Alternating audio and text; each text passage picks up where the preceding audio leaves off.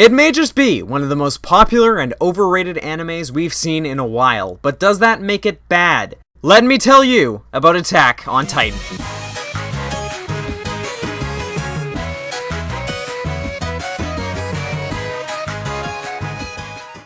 Hey guys, it's me Fenris, and I have officially finished, or rather caught up, with the Attack on Titan anime. I know that I'm about a year late to this party because I've really been putting off watching it. I actually did watch the first 13 episodes off Crunchyroll almost exactly a year ago following Anime Evolution 2013, where we saw a bunch of cosplayers and neither myself or any of my friends knew anything about it.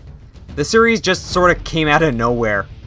But yeah, I watched the first half in Japanese, but at the time for some reason I just wasn't compelled to continue.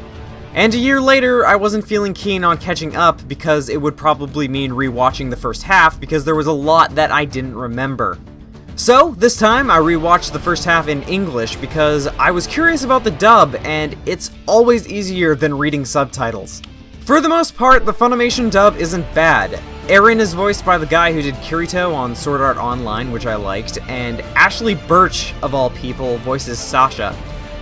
The only character who seems a bit off is Levi. I remember fans getting into a bit of a tizzy when they previewed his voice in a trailer, and I can understand. It's quite low and gruff. I mean, I don't hate it, but I just think there were better choices than Leon from Resident Evil 6. As far as the actual show itself, I think it was pretty good. I definitely think I should have watched it a hell of a lot sooner.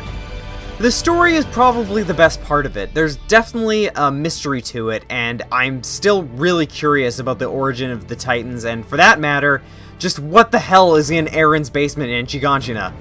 I wouldn't necessarily say that it's the best anime I've ever seen, but it was definitely good enough that I feel compelled to continue the series with the manga.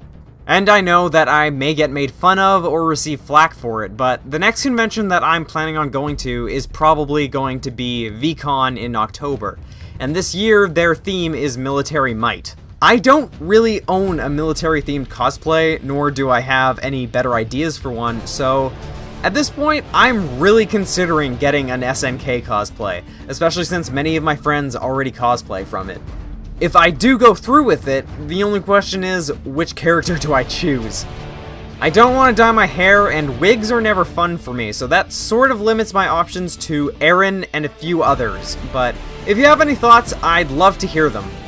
In closing, I'd certainly recommend giving the show a watch. I mean, it is only 25 episodes, so by most standards, it's a short anime, and you could pretty much get to episode 13 and decide whether or not you're going to enjoy it.